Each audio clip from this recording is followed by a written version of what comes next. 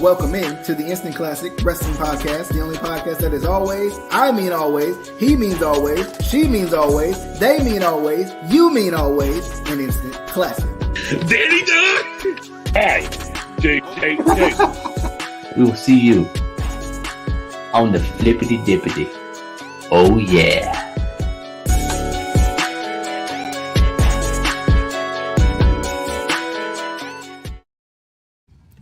Hey, what is going on, everybody? And welcome back to another episode of the Juggernaut Show. I'm your host, Juggernaut097, and I'm here to do my preview and predictions for AEW Double or Nothing 2022, which is going to be live this Sunday, tomorrow night, from Las Vegas, Nevada. And it's gonna be a good show. I'm looking forward to this. Before the go home shows for AEW, before Rampage and before Dynamite, I wasn't, looking much forward to the show. But now, after these go home shows, I am actually more hyped for this show. I mean, there's gonna be a lot of matches, and I gotta say this one thing, that AEW kind of right now, it's kind of been like, I haven't been as hyped for things as much. And what I mean by that is, they overbook, Tony Khan, he overbooks things so much, and the things with some of these storylines, they don't make sense. Especially the women's storyline doesn't make sense. They haven't really booked that up very much. They haven't booked some of these matches up very well. And because they try to fit so much on a 2-hour show. And they try to please everybody. They try to please all the fans, which I understand. You gotta listen to your fans, but at the same time, you need to do what's best for your business. And listen to the fans isn't always right. And I feel like that's where AEW is getting hurt sometimes, because they listen to the fans too much. But overall, I'm really looking forward to the show. I don't even think I pulled up my.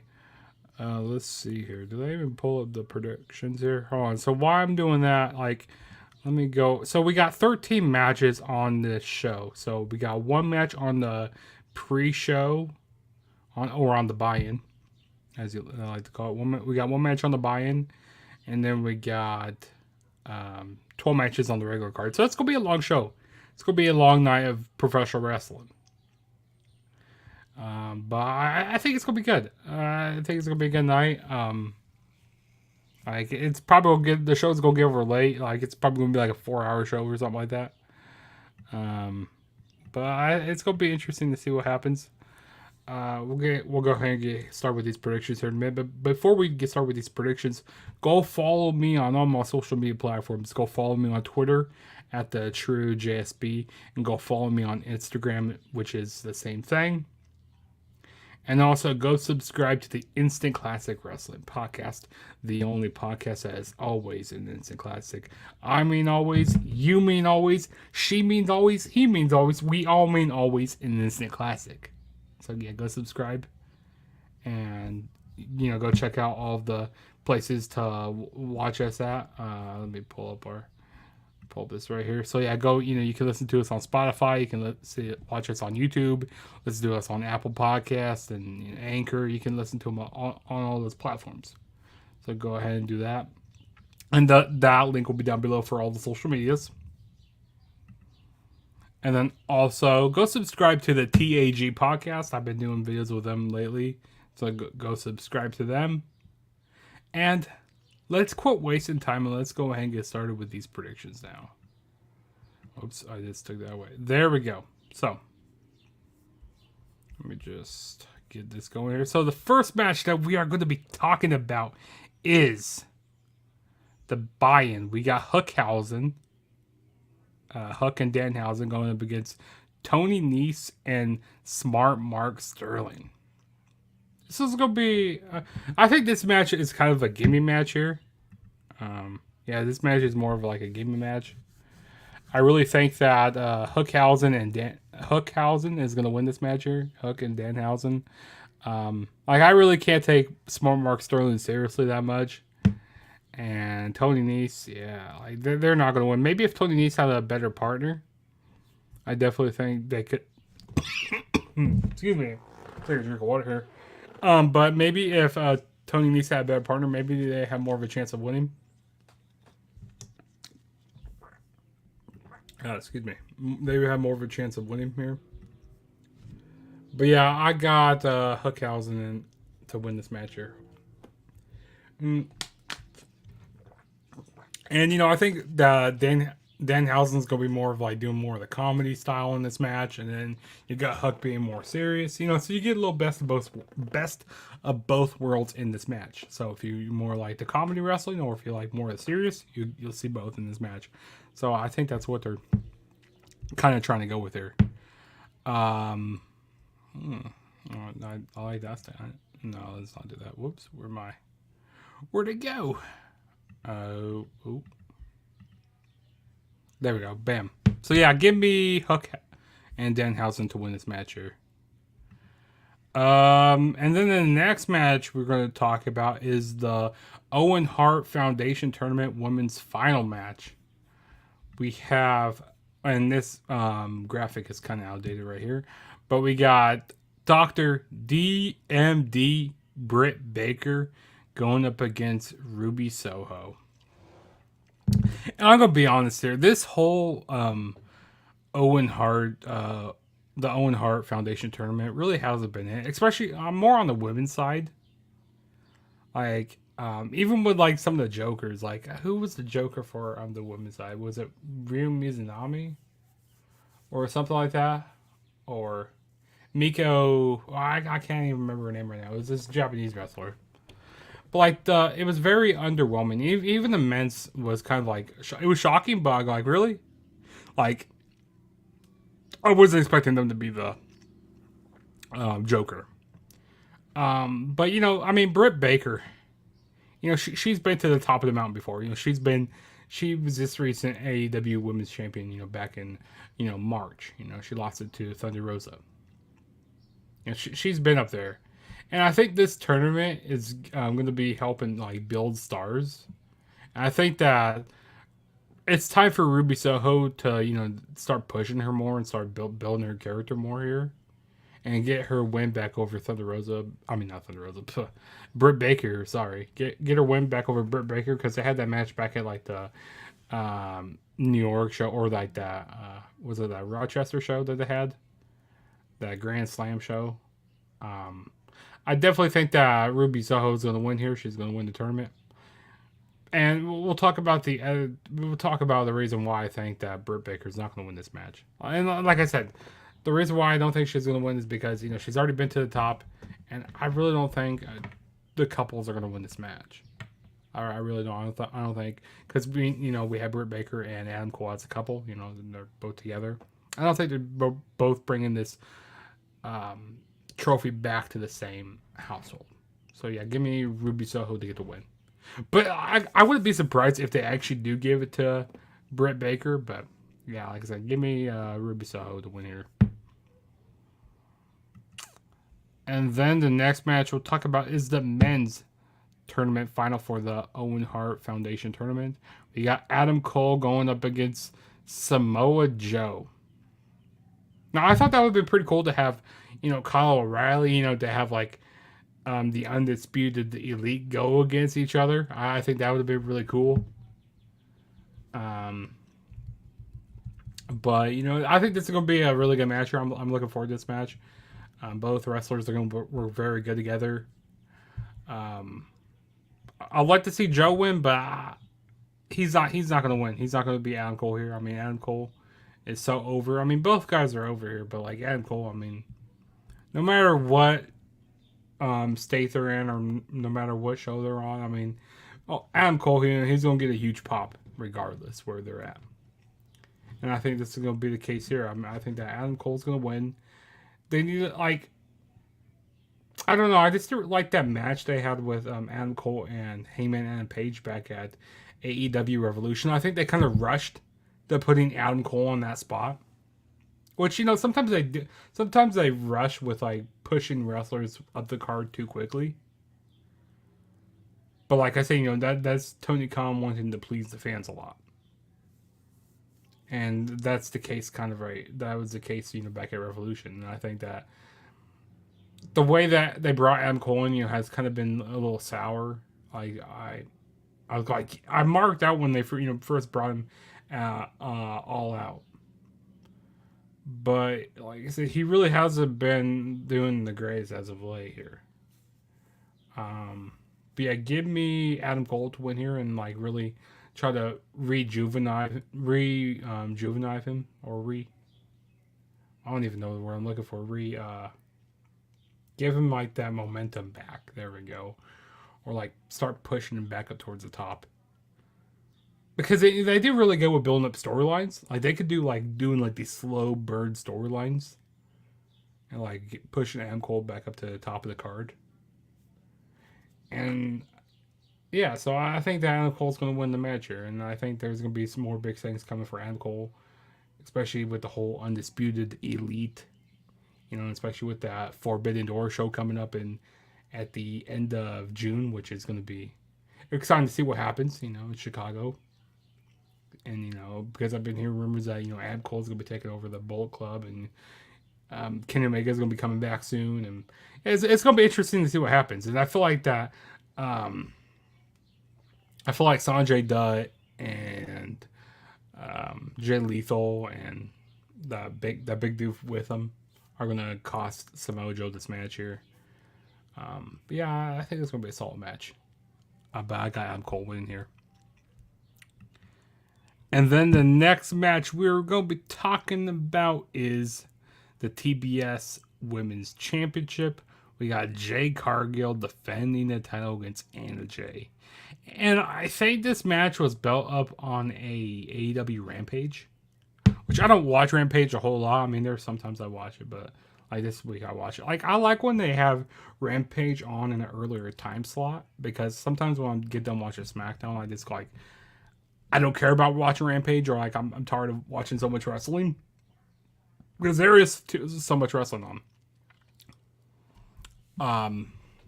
And like I said, there's going to be so much matches on this show.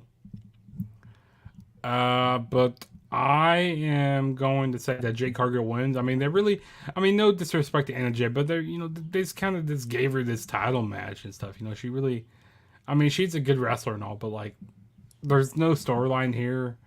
I don't feel like Anna Jay is a big liable threat to Jade Cargill's title. But it's going to be interesting to see what they do here. And I like, they've really been having Jade Cargill improve. She's been improving a lot lately. She's been getting better in the ring, pretty good on the mic. The whole baddie section that she's doing, and like the stuff that she's doing with Tony Schiavone, saying, "Cut that shit, Tony," or like she's it's that bitch show or whatever. Like I like what Jade Cargill's doing. She's been improving. She's also getting better in the ring, but give me Jade Cargill to retain the TBS Women's Championship. And then the next match we have is the AEW World Tag Team titles on the line in a triple threat tag team match. We got Keith Lee and Swerve Strickland going up against Luchasaurus and Jungle Boy. And then going up against Powerhouse Hobbs and Ricky Starks. I'm going to say this here, that Jungle Express, they're going to lose their titles to one of these teams. And originally I was thinking that it's going to be Keith Lee and Swerve Strickland. But I think it's going to be Powerhouse Hobbs and Ricky Starks. Ricky Starks, he's been doing great stuff here as of late. Especially in that triple threat match. Like he is a star. Like they need to put the tag team titles on these guys. And I think put the tag team titles on the heels and have the faces do the chase for the titles. I think that makes the most sense. Because you could build off with a feud with Keith Lee and Swerve Strickland going up against Powerhouse Hobbs and Ricky Starks, and you could do a lot of different storylines with having the faces do the chase with the faces chasing the heels. So give me Powerhouse Hobbs and Ricky Starks win here, but I think this is going to be a good match regardless on whichever team wins. Yeah, it's gonna be a good match here. And let's move on to the next match. I don't really have anything else to say about this match. And then the next match. Oh, here we go. We got the Anarchy in the Arena. So we got the pro wrestlers versus the sports entertainers. So the JAS, the Jericho Appreciation Society, they wanted to have the match. They wanted to have a stadium stampede, and John Moxley said nah, we don't want to do that we don't want to do that sports entertainment stuff. We want to have an Anarchy in the Arena match. So we're gonna have John Moxley, Bryan Danielson, Santana Ortiz, and Eddie Kingston going up against the Jericho Appreciation Society. Now originally I was thinking it's gonna be the Jericho Appreciation Society who wins here, because I give it to the heels and they can, build on this more. Maybe they might end up doing a blood and guts. Maybe have William Regal say, okay, it's time for blood and guts. How William Regal used to say, war game, it's time for war games. Or, they say blood and guts. But now I really don't think that they need to have a blood and guts match, because 2.0, whatever, Garcia and I don't even know 2.0 teams, their names. But I don't think 2.0 deserves to be in a blood and guts match. So I'm going to give it to the pro wrestlers to win here. I mean, it's anarchy in the arena. So it's going to be crazy. It's going to be a lot of crazy spots. There's going to be wrestlers, up in the stands, up by the concessions, backstage. It's going to be a crazy match. We're going to see a lot of anarchy. Like I said, it's in the name, Anarchy in the Arena. We're going to see a lot of submissions holds, Daniel Bryan, grabbing the nose, grabbing the face, taking apart your limbs, and John Moxley being crazy. Eddie, I hope Eddie Kingston, he's just being himself in this match, doing his crazy stuff that he does, but it's going to be good. I'm actually looking forward to this now. And I don't think this match is going to disappoint. So, give me the pro wrestlers to win: John Moxley, Bryan Danielson, Santana and Ortiz, and Eddie Kingston. Or I like to call it the BCC and the NLAX. So yeah, give me them guys to win. And then this match just got added on to... Well, this match was added on from last night on Rampage. So, Darby Allin, he was won this match. He said, hey, if he didn't get this match, he was going to interfere in every Undisputed Elite match during Double or Nothing and cost all their matches. So, they decided to make this match here. Now, I think that, with Darby Allin here, I think that they need to, give him the win here, because he's been kind of he hasn't been getting a whole lot of wins lately. So I feel like they need to, really boost him back up the card more. And I feel like getting a win over Kyle O'Reilly would really help out Darby Allin. I mean, there really isn't much of a feud here. Darby Allin, they do have a little feud going against the Undisputed Elite, but other than that, I don't really have too much to go on this match here. But yeah, give me Darby Allin to win, kind of give him a big pay-per-view win. I feel like he needs that for his career right now. But I think it's going to be a solid match here. I mean, both guys are, very good in the ring. We got Kyle O'Reilly, very technical, and we got Darby Allin. He likes to throw his body, to the, he likes to do some crazy stuff with his body and stuff. So I think it's going to be a good match. It's going to be solid here. And then the next match. Now, oh Lord, here we go. We got the Death Triangle going up against the House of Black. Both factions are absolutely going nowhere. I wouldn't mind if this match wasn't even happening at Double or Nothing, to be honest. A 6-man tag match. I mean, like I said, we got, Pac. He's not really doing much right now. We got Penta not doing much. And then we got Rey Fenix not doing much. And then on the other hand, we got Buddy Matthews, like, what has he done in AEW since joining? Absolutely nothing. We got Malachi Black. He's kind of floundering right now. You know, they just keep on. I feel like this match has happened so many times. It's getting really boring to see. And then we got Brody King here. You know, he's, like I said, he hasn't done much since joining AEW as well. I think the heels are going to win and basically just, you know, end this feud and, like, be done with this. I feel like that maybe Julia Hart might turn on the Death Triangle here. I feel like she's going to join forces with the House of Black because they've been teasing it a lot lately. But yeah, give me the House of Black to win here. And, like, hopefully this feud is over with after this. And then the next match, here we go. We got the Young Bucks going up against the Hardy Boys. I think this is going to be a really solid match. I'm looking forward to this. I'm really looking forward to this match here. You know, going back to their days in Ring of Honor, you know, before the Hardys went back to WWE. Because they had this match, I think it was at the Super Card of Honor back in 2017. Was it 2017? Yeah, back at 2017. I think it was that ladder match. And the Young Bucks, they haven't beat the Hardys. And then, you know, that the Hardys were saying that in the promo. You know, like, the Young Bucks haven't beat them yet. And that's kind of a story in itself, you know. Like, the Young Bucks haven't beat one of the greatest tag teams in professional wrestling. And you could say that the Young Bucks are a younger version of the Hardys. And, like, you know, I mean, both are brothers. You know, both teams, you know, they're both brothers. So I think this is going to be really good. And I think that, you know, Jeffy's going to do something crazy in this match. You know, probably jump off something huge. But it's like, I feel like you can flip a coin in this match and, like, any team can win here. Like, you can have the last run with the Hardys, you know, them, you know, finally, you know, them winning AEW Tag Team Gold. Or, you know, you can really cement the Young Bucks, you know, legacy here, you know, have them getting the win. Like I said, either team I'd be happy with getting a win. But originally I was going to go with the Hardys. But now I'm more leaning towards the Young Bucks winning here.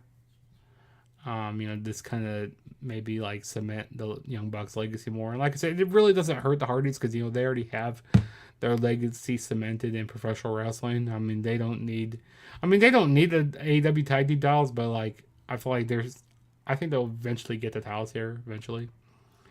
But yeah, like I said, give me the Young Bucks to win.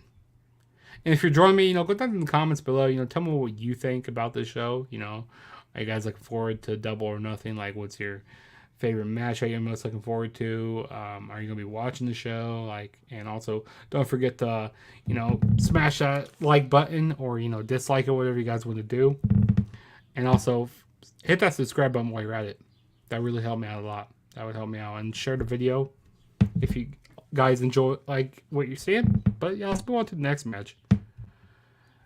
Okay, this is going to be another good match here. We got MJF going up against Wardlow. So, you know, MJF, you know, he's been, you know, making Wardlow go through all of these stipulations in order to face him at Double or Nothing. You know, in order to get his AEW Wardlow to get his AEW contract. You know, like, having come out to no music and what else? Wardlow, like, take those whips from MJF those whips with that belt from MJF and Shawn Spears, which he took them like a champion. Wardlow, he really took those whips like a champion. Like, I don't know if anybody else could have took him like that, but that was crazy. I mean, he wasn't really having much facial expression when MJF was hitting him, but when Shawn Spears was starting to do it and hitting him on the back, like, yeah, he kind of made some faces and stuff. He kind of tensed up a little bit, but yeah, I mean, yeah, Wardlow was doing really good there.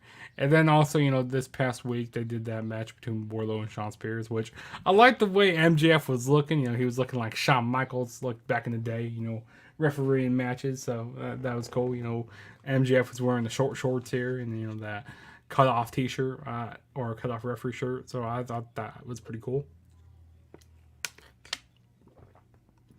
But I think this is another gimme match here. I think that Wardlow is going to win this match and get an AEW contract. So it's going to be good to see what happens here. And MJF, he's getting so much heat. He's getting so much heat in AEW.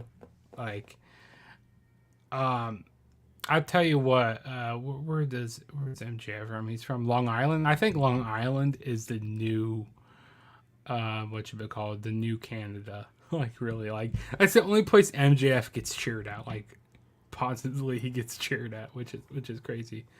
But yeah, give me Wardlow to win here, and we'll see what happens in this storyline. See if it continues. And then the next match we have is American Top Team. We got Paige Van Zant, which is going to be her AEW first match in AEW here. Tagging up with Scorpio Sky and Ethan Page. Going up against Tay Conti, Sammy Guevara, and Frankie Kazarian. Yeah, I mean, with Tay Conti and Sammy Guevara, I have not been liking them as of late. Like, they've really been rubbing me the wrong way. And it's not like really like a good type of heat. It's like go away heat. Like, that's how much I haven't been liking Tay Conti and Sammy Guevara. And then they throw Frankie Kazarian just to try to make me care about this more. Like, I'm just not really a fan of this. But that new TNT Championship, looks amazing. That they showed last night on Rampage. That title looks great. But I think they're going to give it to American Top Team here. Paige Van Zant, Scorpio Sky, and Ethan Page. And like I said, it'd be great to give a big win to Paige Van Zant here. Let's see. Oh, we got a comment right here from Lance. He says, I agree, not a fan of Sammy and Tay. It's like, I understand they're a couple. But it's like, I just don't like how they're, portraying them on TV. Like, I don't mind that they're a couple, but it's like I said, it's go away heat for me. It's like, I don't want to see them on my TV. Like, with them kissing and doing all that making out, like, it's not for me. They don't need to be a couple on TV in my opinion, but because Sammy Guevara, he's a really good wrestler, and Tay Conti, she can go in the ring, but it's like I said, they're just rubbing me the wrong way. But yeah, like I said, I'm gonna give it to American Top Team to win here. And thanks for joining, Lance. Thanks for, and he said, I agree with all you picks so far. I appreciate it, man. And, go ahead and share the video if you haven't, give me a like, or dislike, whatever you want to do. I appreciate you joining, man. And then the next match that we're going to move on to is the AEW Women's World Championship match. Oh, great. Here we go. We got Thunder Rosa defending the title against Serena Deeb. Now, this match has been built very bad. Like, there's essentially been, no build to this. And, there was a while where AEW, they were doing pretty good with their women's division there for a while. But I think as of, when Thunder Rosa won the AEW Women's Championship back in, was it back in March? At the, whatchamacallit? At that St. Patrick's Day special? Yeah, it was at that St. Patrick's Day special where... she won the title, and after that, it's kind of been a slow decline from the AEW women's division. And then, a few weeks ago, we had Serena Deeb come out, basically saying, "Hey, you guys need to respect me," But back when she was in, WWE, she shaved her head, and that she's trying to be the best women's wrestler, and she's she's a really good women's wrestler, but it's there's essentially really no feud here. And I don't know where I saw it, but I saw that Thunder Rosa, she hasn't really had much TV time she hasn't had much TV time ever since winning the AEW Women's Championship. Like I said, so I feel like they've been declining with this divisions a little bit right now. I think it's going to be a solid match, but Thunder Rosa is definitely going to retain the title here. I'll be surprised if Serena Deeb wins. I mean, I'm a fan of Serena Deeb, but I feel like that Thunder Rosa needs to get the win back over I feel like Thunder Rosa needs to get the win back over Serena Deeb because when Thunder Rosa was the NWA Women's Champion, Serena Deeb beat her for a title. So I feel like it's going to be opposite here, that Thunder Rosa retains. I guess we'll see what happens. Then the next match we have is the main event for the AEW World title. We got Hangman Adam Page defending the title against CM Punk. Now this, like, a lot of these matches can go either way, and I wouldn't be mad with a majority of these matches going either way. But this match is like split 50-50 here. You got 50% people going with Hangman Adam Page. You got 50% going with CM Punk. And I'm going to be honest here. Hangman Adam Page's title reign hasn't been all that. It really hasn't. I'm just not a big fan of his title reign. I mean, he did have that pretty good match. Like, I think it was at that Grand Slam show against was it Danielson? Or maybe that was at Full Gear. I can't remember what show it was, but they had that match with Bryan Danielson where they went that time limit draw. And then, like I said, they really haven't been doing a whole lot with Adam Page as of recent until, they started building this feud with him and Punk. And then, they had that Texas Death match, which they weren't even in Texas, it was with Lance Archer and Hangman Page, which that, I really wasn't a big fan of that match there.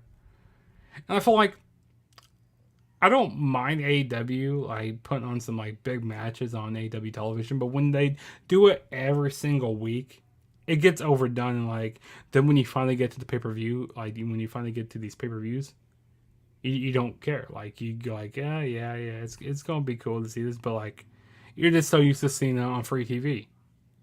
And like I said, that's Tony Khan pleasing the fans way too much. And we got another comment here. He said, "You like Hangman's title reign?" Yeah, I'm just not a fan of his title reign. I don't know.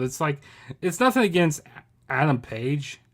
I think it's more to, like, the way they've been booking him, the way they've been portraying him as the champion.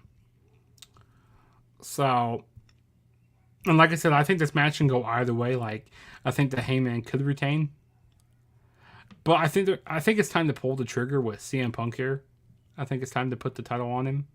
Now, I could be very wrong here, but I mean, they are in Las Vegas. Like a lot of bets go down in Las Vegas here, so it's gonna be interesting to see what happens. And Punk was formerly in, UFC and stuff. And, UFC is like, I mean, Las Vegas is a UFC, like, capital and stuff, So I feel like that Punk is going to win the match here. And do they turn him heel? I don't think they turn him heel right away. But I think eventually they are going to turn Punk heel. But I don't think right now.